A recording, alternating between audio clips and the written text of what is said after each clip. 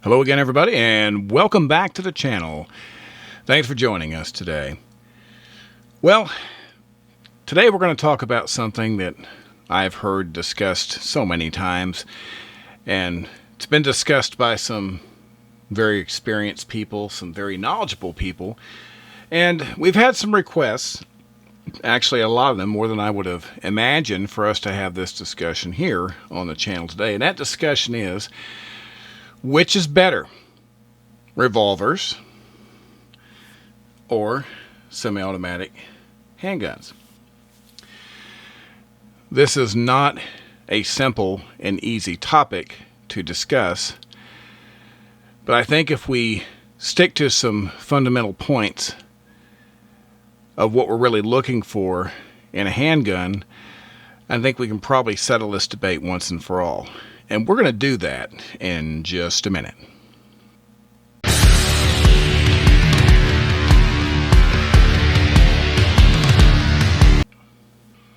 And once again, welcome back. We appreciate you joining us. Just want to take a moment, if you're new to the channel or if you've been watching the videos and you haven't had a chance to subscribe, it always does help us out if you do. And if you want to locate that little subscribe button in the lower right hand corner of your computer screen there and just hit that, or if you're on a mobile device, you can scroll down below the video and hit the subscribe button, hit the little bell icon. It'll let you know whenever we do something new, and once again, it helps us out a whole lot and we really appreciate it. So getting into it here, age-old debate, revolvers versus semi-auto, which is better? Man, this is not going to be an easy one to come to a conclusion on, but I think it is possible, and there may be a lot of personal preference that goes in behind this, but I'm going to try to be as unbiased as I possibly can here. So for the moment, we're going to discuss the revolver. And I always tell people when they ask me about, what I carry, what my preferences are. And there are so many good guns, both in revolvers and semi-autos that I carry. It's hard for me to pick an absolute favorite. But I do end up carrying a revolver a lot. And people ask me why. And honestly, one of the reasons that it comes down to is comfort. And we're going to discuss comfort with the automatics as well. But I kind of like to take it one thing at a time. So let's kind of look at the overall advantages and disadvantages of a revolver. All right. And of course, just so everybody can see, we are clear, we're safe here with our revolvers unloaded. There's always categories you want to look at when it comes to how you judge or how you grade something that you want to rely on in the way of handguns. And to me, I always talk about my top three. As far as accuracy, I talk about reliability, and I talk about comfort. Now, there's some other things in there, so for the purpose of this discussion, I'm going to expand that a little bit. But let's start with reliability. Now, for me, I don't have near as many revolvers as I do semi-automatics. My collection's getting bigger, but the revolvers that I have, I'm so comfortable with that I like enough to where I'll carry them quite often without giving it a second thought.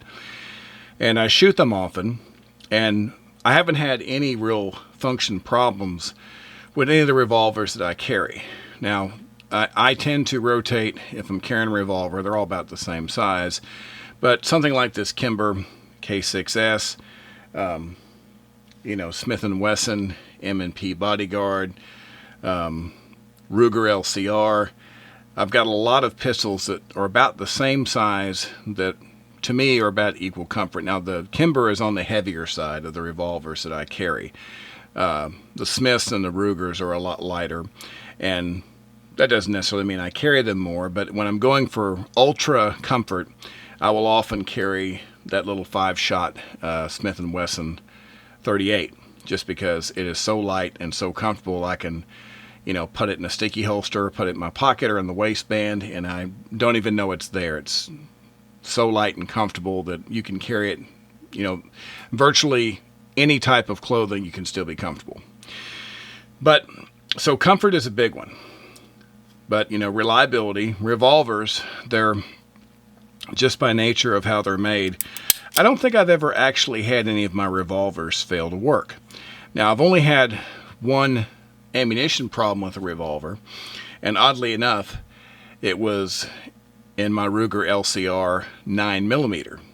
So it was a automatic cartridge that actually failed inside of a revolver.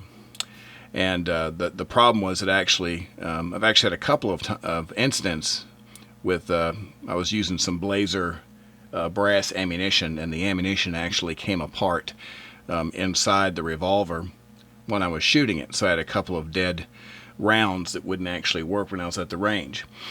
I attributed that to a bad batch of ammo, but I've never had an actual revolver cartridge fail on me for any reason.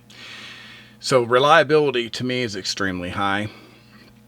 Comfort with the revolver, to me, the shape, when I have the revolver in either a leather holster outside the waistband or a Kydex, like a crossbreed or something where it's inside the waistband, it's extremely comfortable for me to carry. It's simple, and you can get a number of different configurations on revolvers. If you want to have a built-in laser, like on the Crimson Trace, one built into the grip, things like that.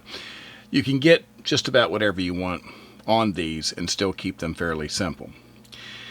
The one disadvantage that I would have to point out with a revolver, and to me it's not a disadvantage, but there are those who rate capacity as a very, very high measure for their carry gun. And admittedly, as nice as this revolver is, it's a 6-shot revolver. Now, that doesn't mean that I'm helpless, because it's not too difficult for me to simply carry a speed loader, and I've got 6 more rounds right there available for the revolver, and when I carry a revolver, that's what I do. But you have to look at this from a realistic standpoint, which is obviously you're hopeful, if you are a responsible gun owner, your hope is that you never have to use it. You don't have any business having a carry gun on you if you're actually hoping that there's a chance to use it. Your hope should be that you never have to fire the gun. But if you do, statistically speaking, 6 shots is going to handle most situations that have ever been documented. The rules of gunfights have what's called the rule of threes, and basically that breaks down to most gunfights happen inside of 3 meters with less than 3 shots fired, and it's over in less than 3 seconds. That being the most common type of gunfight, in my opinion, 6 rounds is plenty. That's why a 6-shot revolver or even a 5-shot revolver has been plenty for me. So, for that manner of thinking, the revolver does a lot of things well. It's simple, it's comfortable, and it has enough capacity for what I need. So now let's talk about the SemiAuto. And for the purpose of this discussion here, I've just got my little Sig Sauer P365X Romeo Zero. It's as good as any other. And another reason I picked this one is because it has a lot of features on it. So I can kind of highlight some of the things you can get done with your little small semi-autos these days. But if you take a gun like this and you consider everything, well, these small polymer frame guns, they're very light and comfortable. With several of the new modern designs, whether it's SIG, whether it's Springfield's Hellcat, or whether something like the Smith & Wesson Shield Plus, you have these higher capacity semi-auto handguns. In this case, this is a 12-round magazine, so 12 plus 1, that's 13 rounds in a standard magazine. So this has double the capacity as far as the amount of ammunition you can carry as the revolver we discussed. And once again, just to let everybody see, you can see that we are safe and empty and we are clear. So a handgun like this holds twice as much ammunition as that revolver. And for some people, that's one of the most important things. Now, this one also is equipped with a red dot optic. There are many little small semi-autos these days that you can get equipped this way. And it does have a high visibility front sight. It's narrow. It even has a accessory rail if you want to put a light or something like that on it. It has a very good trigger, and the trigger has a pretty short reset on it. And so it shoots really well. It's light. It's comfortable. It holds a lot of rounds. And as far as reliability goes, modern semi-automatic pistols, if you're buying anything that's a proven, trusted brand at all, if you're dealing with Sig Sauer, Glock, HK, Springfield, Smith & Wesson, if you're dealing with a brand that has any kind of a pedigree at all, that's been around, that's been proven, Ruger, you've got all these companies that have been making guns for a long time and they're really good at it. You don't really have to worry about reliability in a modern semi-auto like you might have with either earlier versions of semi-auto guns or some of the cheaper brands. I will admit there are some guns on the market that I simply will not carry. And there are actually some guns in the higher end brands that I won't carry as well, just because individual models have let me down. But overall, a modern semi-automatic pistol is going to be just as reliable, I think, as a revolver. So, pros and cons. Well, we talked about pros. You've got higher capacity. Things like accessories and optics, things of that nature, really good triggers. You've got different options for, in a lot of cases, you have adjustable grips and things. This one is fixed, but you have a lot of small pistols like this where you can change the type of grip, and you can oftentimes change out other parts. There's a lot of upgradability on these little semi-autos. So, what are the disadvantages? Are there any? Well, there can be. When you're using a semi-automatic pistol, of course, you do have susceptibility to magazine failure. Does it happen all the time? Is it something that's chronic in the semi-auto world? Well, not necessarily, but it is something to consider. You've got a magazine, you've got loaded with rounds. If you've got a problem with spring or if the magazine itself is bent or is defective, well, it's possible that magazine might not function. You may not be able to feed rounds into your weapon. It could happen. What if you have a bad round? Well, if you pull the trigger and it doesn't go bang, obviously that's where your training is going to come in. If you're shooting a semi-auto and you pull the trigger and it doesn't go bang, well, obviously you're going to make sure your magazine is firmly inserted. You would eject the bad round by racking the slide and getting a new round in the chamber, and then you could try taking your shot again. So a quick drill would get that round out of the way and you could fire.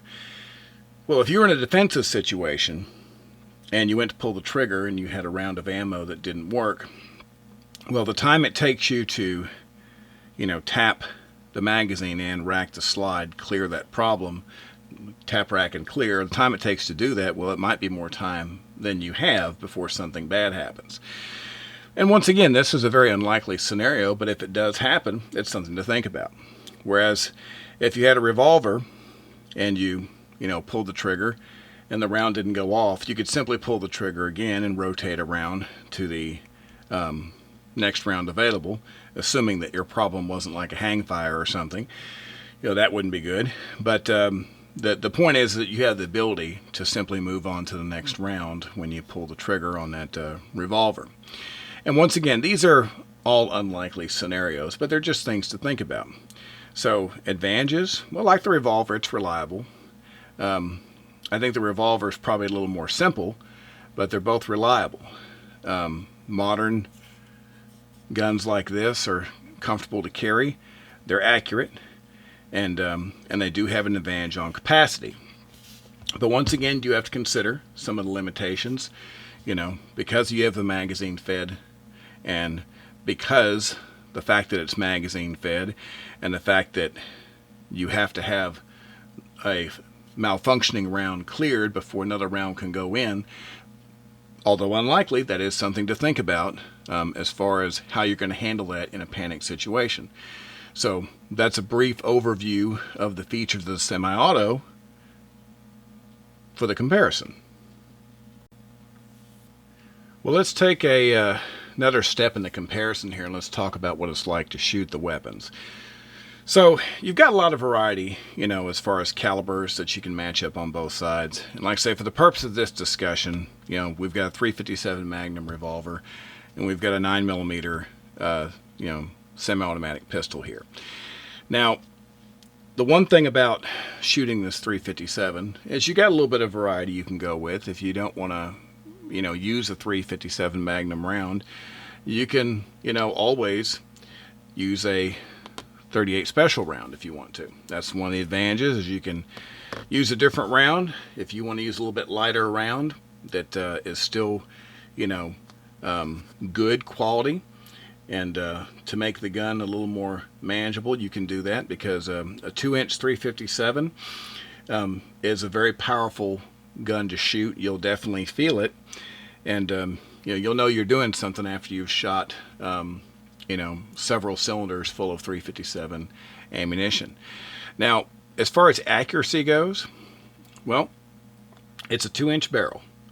Now, that doesn't mean you can't shoot well with it, but if you're shooting quickly with a 2-inch barrel 357, don't expect to be punching half-inch holes in the paper at 21 feet, because you're not going to do that. You can still get good groups. If you practice, you can get really good groups. But the very fact is, there's a lot of energy coming out of this 2-inch barrel. Getting back on target, it takes a little more concentration and practice, because it's very powerful, and you'll feel the effects in your hand. And of course, it'll fatigue you after a while. If you do a lot of shooting at the range with that cartridge and that small pistol, you're going to feel it as well. But you can be just as accurate as you train yourself to be. Now, something like this, obviously 9mm cartridge, it's a pretty popular cartridge, and even in these smaller guns, it's usually pretty controllable. Now, if you shoot something like this at the range, and you put a lot of ammunition through it, well, you're going to know you've been doing a lot of shooting too, because these little pistols, by the time you shoot 12 rounds out of a small pistol like this, you're going to feel it in your hand, just like this one. Now, once again, we're talking about training versus a real-life defensive situation. If you're using the gun in a defensive situation, well, obviously, once again, you're hoping you're never going to have to do that. But the theory here is that, if I'm shooting this revolver, I really hope that I don't have to use every round I have in my gun, because obviously I'm in a terrible situation if I do. Same thing here. And that's why I say capacity is not a big, huge measure of importance to me, because just following the rules of 3, I should be able to get out of trouble with a lot less ammunition spent than that. Hopefully 0 rounds spent once the attacker or threat sees that I am an armed citizen, and maybe they decide to do something else. That's what we're hoping. But either way, they both shoot very well. I think that most people will probably be able to shoot something like this a little easier than something like this as far as accuracy, because 357 Magnum, like I say, does have a lot more energy that you're going to feel, and a lot more muzzle flip because of the short barrel and high-powered round. And the 9mm round in this barrel is going to be a little bit easier to control. So overall, I think the average person will probably be able to shoot a gun like this a little bit easier than something like this. But that's not to say that one of them is better than the other. It's just, I think one would be easier for someone to become proficient on faster, would be something like this. And once again, that also means that if you carry one, if you just prefer one over the other, you're going to get better either way. I've carried revolvers so much that I can shoot a 2-inch revolver almost as well as I can shoot a semi-auto as far as accuracy goes, so I don't see where there's a big difference there. So they both can do a good job with the right training. So what about comfort? Well, anytime I review a concealed carry firearm, we always cover very specific topics, and one of those topics I always cover is what's it like to carry. Well, once again, I've carried revolvers and semi-autos, and as long as you've got a good holster and you've selected something that is a reasonable size to try to carry on the body, comfort can be just as good with both. Now, the one advantage that I have found with the Revolver in a lot of cases is if you're shooting a hammerless revolver like this, I have some Smiths that are hammerless and I have some Rugers that are hammerless, with nothing to snag in a holster, it's pretty easy for me to put this inside, like a DeSantis gun hide or a sticky, and this can go into a pocket or it can go in the waistband, and I don't have to worry about anything snagging, when I pull the gun out. And with most of your semi-autos, there's not a lot for them to catch either, but if you're running an optic or something like that, you need to keep that in mind, because anytime you add something to the gun, it's going to make it a little bit bigger. But a gun like this inside of a holster, this is a very, narrow and sleek profile. So when this is on the body, it's extremely comfortable because it's so thin and it's so light. You can carry something like that all day long and be perfectly fine. All of my revolvers, just the way they're shaped, they seem to go against the waistline very nicely. And I can carry a revolver in all-day comfort. Usually what ends up happening with me is I usually select my firearm based on how I'm dressed. And, I don't rotate through just dozens and dozens of firearms, but I do have about 3 or 4 that I'll change depending on what's going on. And what I mean by that is I really like this Kimber 6-shot 357, but it is heavy. So if I'm wearing jeans, and I'm wearing a t-shirt and an outer shirt, I'll wear this in like an outside the waistband leather holster, extremely comfortable on the body, and I can carry it all day long. But if I'm wearing shorts, if I don't have that same kind of support that I get like when I'm in blue jeans, I'll probably carry something lighter, like this little 5-shot Smith & Wesson.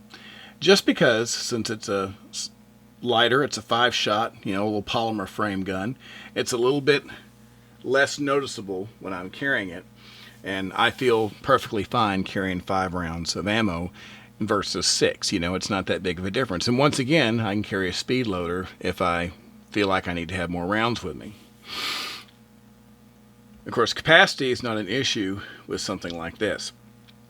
If I'm carrying a gun like this is about as small as you can get with a polymer semi-automatic pistol. Like I say, you've got this, you've got the Hellcat, you've got your Smith & Wesson Shield Plus, you've got several of these smaller platforms now that are available.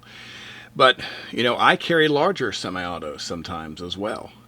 I'm still a guy that believes in a Glock 19 is a good choice and a good holster. HK USP Compact is one of my favorite guns to carry if I can, dress around it properly.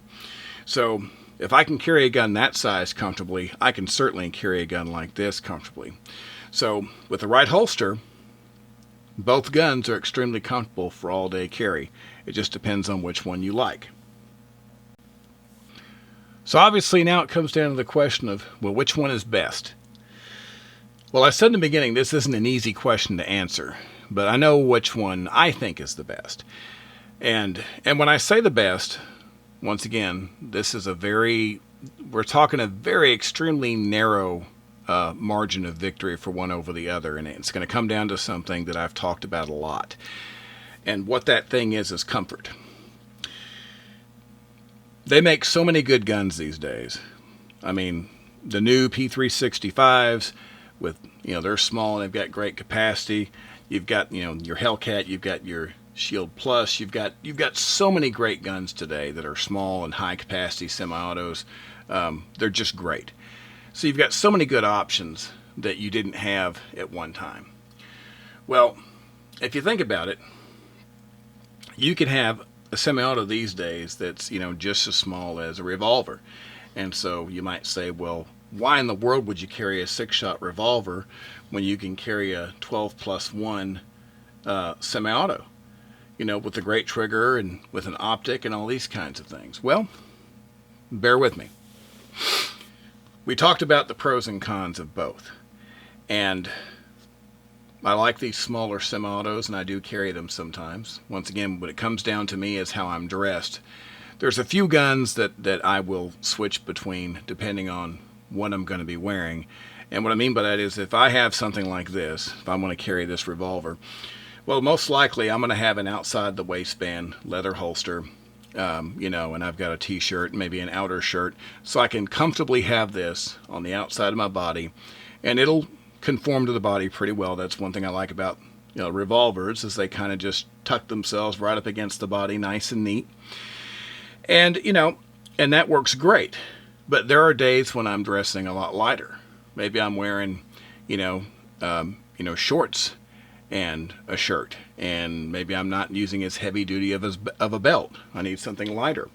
Well, in a case like that, I might go with a smaller, lighter revolver, like the little bodyguard that I was talking about. And and the argument comes up. They're like, well, so you're saying that you're going to carry a 5-shot 38 special? You're going to trust your life to something like that?